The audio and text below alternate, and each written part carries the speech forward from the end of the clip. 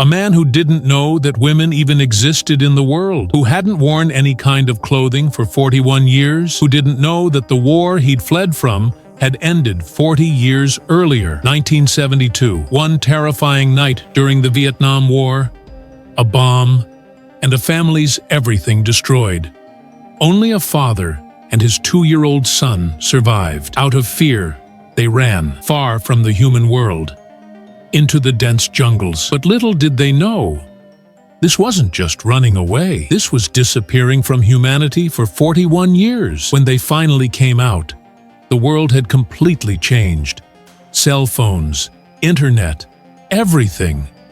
But their world was still stuck in 1972. Think about it.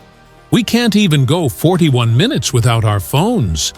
And these two spent 41 years without another human. Can you even imagine how? Today's story is about the real-life Tarzan. The ones who ate snakes, wore tree bark, and made the jungle their home. This story will make you cry, shock you, and maybe even change the way you look at your own life. But the deepest question is this: are we really living a better life in this modern world? Or have we lost something truly essential? That simplicity, that connection to nature that these two still had? In this special episode today, watch that horrifying night that changed everything. How they survived in the jungle for 41 years. What happened when they were rediscovered in 2013. And the mind-blowing lessons this story teaches us. So get comfortable, because this story is about to become the most fascinating 10 minutes of your life. And yes, make sure you watch till the end, because at the very end, I'm going to ask you a question you've probably never asked yourself. That dark night in 1972, when Ho Van Than's entire world was destroyed in a single explosion, in the brutal phase of the Vietnam War, an American bomb fell directly on their home, and in one moment, everything was gone. His wife, his 2 children, all taken that very night. Only he and his 2-year-old son, Lang, remained. Imagine that pain when everything you love vanishes right before your eyes, and all that's left in your hands is one small child. Amid fear, grief, and devastation, Than made a decision. He had to run, far from the human world. Very far. He probably thought it would be for a few days, maybe a few weeks, but little did he know this wasn't just escape. It was vanishing from humanity for 41 years. The jungle was so dense, so deep, that he couldn't find a way back. And that's how a journey began, where time seemed to stand still, where calendars became meaningless, where there were only 2 people, a heartbroken old father and a child who had no idea what the world even was. This isn't just a story of running away. This was a father's promise to his lost family. I will save this one child, no matter the cost. And he paid that cost with 15,000 days of isolated life. And that's how a kind of training began that had no school, no teacher, just the sheer stubbornness to stay alive. Imagine that first day. Empty stomachs, naked bodies, soaking in the rain, an old man and a crying child. But this is exactly where that unbelievable learning started. The kind that turns a human into a survival master. Than had to teach himself how to soften tree bark to make clothes, how to rub stones together to start a fire, and most importantly, how to tell which plant is edible and which is poisonous. And Lang? He was practically born in that jungle. For him, this was the world. Snakes were his toys, monkeys were his friends, and trees were his home. He learned how to catch rats without any weapons, how to grab fish from the river with his bare hands, and how to build a bamboo hut that stays dry even in the rain. But the most mind-blowing part? Lang didn't even know this was called learning. To him, it was all just a game. The way our kids play video games, that's how he played the jungle's game. He'd never seen a knife, but he mastered cutting with stones.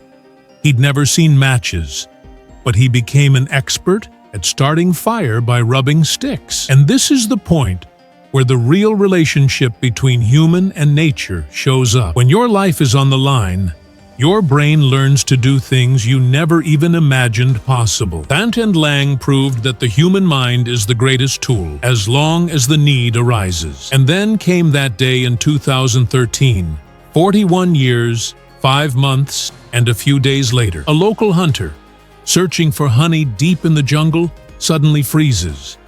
His eyes land on a hut, so perfectly hidden among the trees that finding it felt almost impossible.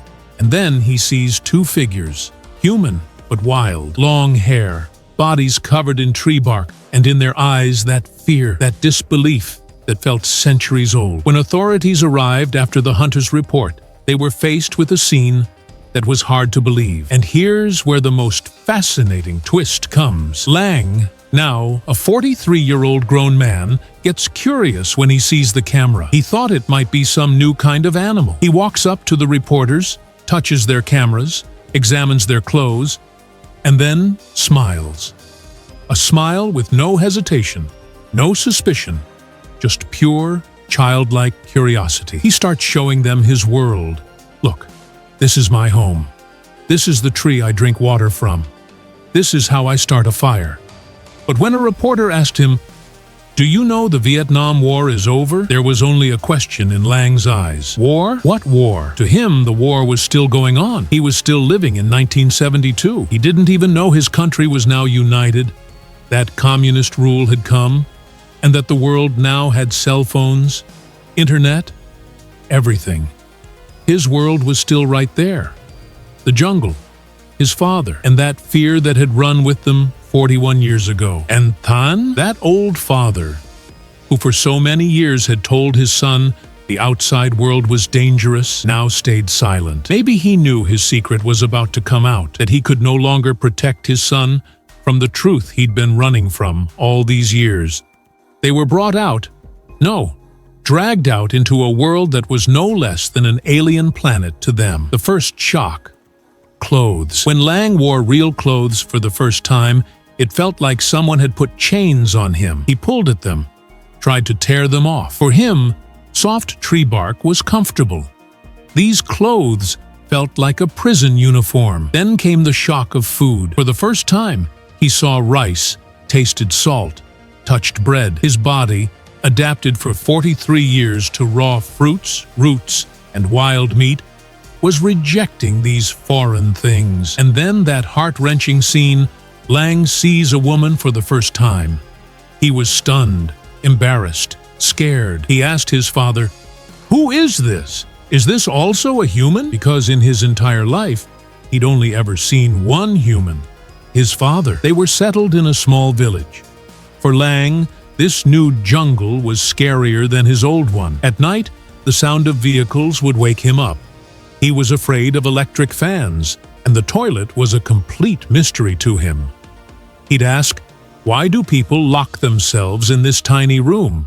The jungle is such a huge toilet." But the biggest difference was, his freedom was gone. In the jungle, he was king. Here, he'd become a fool. People laughed at him, made videos of him, made him dance. And Than, that old father, now close to 90, just watched silently. Maybe he regretted bringing his son here, making a mistake, because the civilization they'd fled from 41 years ago was now swallowing them again. And this time, there was no way to escape. 2017. After Than's death, the biggest question stood in front of Lang. What now? He was trapped between 2 worlds. On one side was the jungle, his real home, where he was free, where he knew every tree, every path. On the other side was this civilized world, where everything was bound by rules, where every step made him feel like a fool. And here's where the most touching experiment comes in. A team decided to take Lang to a deserted island. When he boarded a plane for the first time, his eyes went so wide, like a child seeing magic. He stayed glued to the window looking down. What are these tiny little houses? Why are these rivers so thin? As soon as he reached the island, Lang became himself again. Free, curious, happy. He built his own hut, started a fire, cracked coconuts. But when they gave him ocean water to drink, he spat it out and said, "This water's gone bad." He didn't even know the difference between fresh water and salt water. But as soon as he returned to the city, he shrank again. Tall buildings crushed him. Crowds scared him. Noise bothered him. At night, he couldn't sleep. Why are these lights so bright? When will these sounds stop? And then came the day when Lang announced his decision. I want to go back to the jungle. But now that wasn't possible anymore. The jungle wasn't as dense as before, and Lang wasn't as wild anymore. Today, Lang lives in a village, in a small house. He sits quietly, staring out the window toward the jungle. Sometimes he smiles, maybe remembering those days when he was free. And this is where our story leaves us with a big question. Did we wrong Lang? In the name of saving him, did we steal his freedom? Or did we do what was right? Because after Thana's death, Lang alone might not have survived in the jungle. Lang's story reminds us that sometimes the line between rescue and imprisonment is very thin. And the greatest tragedy is that now Lang belongs neither to the jungle nor to this world. He's a stranger in both places, maybe forever. So, what do you think?